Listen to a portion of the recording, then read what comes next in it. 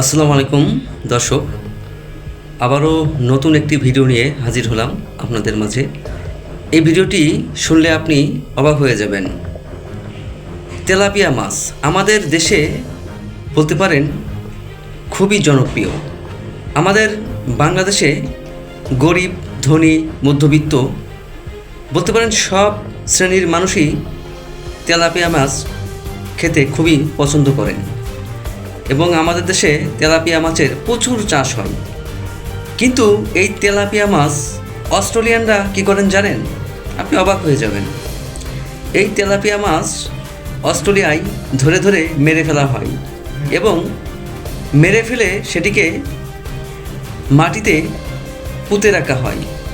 কিন্তু কেন পুঁতে রাখা হয়, চলুন সেই ইতিহাস আমরা একটু জেনে আসি। অস্ট্রেলিয়ার যে কোনো নদী, খাল বা হ্রদে মাছ ধরার সময় জালে বা বড়শিতে তেলাপিয়া উঠে এলে তা পানিতে ফেরত পাঠানো আইনত দণ্ডনীয় অপরাধ। স্থানীয় প্রশাসন ও পরিবেশ সংরক্ষণ বিভাগের স্পষ্ট নির্দেশ, তেলাপিয়া ধরা মাত্রই তাকে দ্রুত ও মানবিক উপায়ে মেরে মাটিতে গভীরভাবে পুঁতে ফেলতে হবে অথবা বজ্রের পাতে সিল করে ফেলে দিতে হবে। সহজ ভাষায় এটি কোনো সাধারণ মাছ নয়। অস্ট্রেলিয়া সরকারের চোখে এটি জলাশয়ের জন্য এক ভয়াবহ অণুজীব বা মহামারীর মতো। কেন তেলাপিয়াকে এত ভয় পায় অস্ট্রেলিয়ারা? মূলত 1970-এর দশকে অ্যাকুরিয়ামের মাছ হিসেবে অস্ট্রেলিয়ায় মোজাম্বিক তেলাপিয়ার আগমন ঘটে। পরবর্তীতে এগুলো ভুলবশত বা অনিয়ন্ত্রিতভাবে বিভিন্ন জলাশয়ে ছড়িয়ে পড়ে। তেলাপিয়া খুব দ্রুত বৃদ্ধি পায় এবং অন্যান্য মাছের আবাসস্থল দখল করে নেয়। এরা জলাশয়ের তলদেশের কাদা ও জলজ উদ্ভিদ খুব নিষ্ঠুরভাবে খুঁড়ে ফেলে। এর ফলে পানির স্বচ্ছতা নষ্ট হয়, সূর্যালোক পানির নিচে পৌঁছাতে পারে না এবং অন্যান্য দেশীয় মাছের ডিম নষ্ট হয়ে যায়। অস্ট্রেলিয়ার নিজস্ব পরিচিত মাছ যেমন বারামুন্ডি, সিলভার পার্স ও ক্রাফিশের জন্য তেলাপিয়া এক বড় হুমকি। এরা দেশীয় মাছের খাবার ছিনিয়ে নেয় এবং ছোট ছোট মাছ ও ডিম খেয়ে ফেলে। অবিশ্বাস্য বংশবৃদ্ধি ও জীবন ধারণের ক্ষমতা। তেলাপিয়া মাছ প্রতিকূল পরিবেশেও সহজে টিকে থাকে, এমনকি পানিতে অক্সিজেনের পরিমাণ তলানিতে ঠেকলেও এরা বেঁচে থাকতে পারে। মেয়ে তেলাপিয়া নিজের মুখের ভেতর ডিম এবং নতুন ফোটা পোনা রেখে রক্ষা করে। অনেকের মনেই প্রশ্ন জাগতে পারে, মাছটিকে শুধু মেরে পানিতে ফেলে দিলে বা তীরে ফেলে রাখলেই তো হয়, মাটিতে পুঁততে হবে কেন?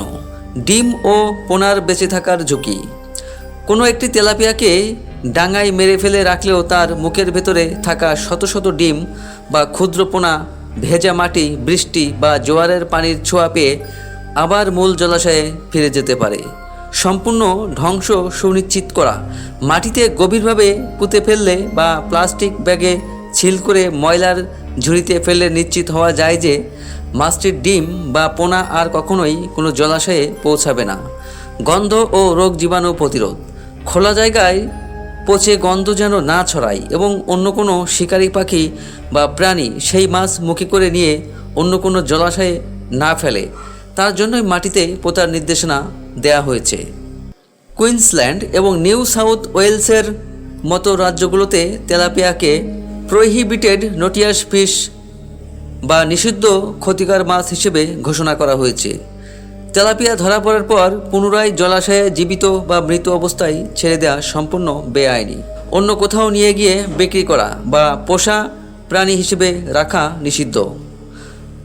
আইন অমান্য করলে ব্যক্তিকে বা সংস্থাকে সর্বোচ্চ 20,000 থেকে 50,000 অস্ট্রেলিয়ান ডলার পর্যন্ত জরিমানা ও গুনতে হতে পারে।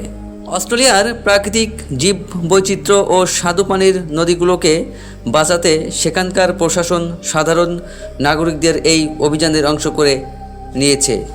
তাদের মূল লক্ষ্যই ধরো, ধ্বংস করো এবং মাটিতে পুঁতে ফেলো।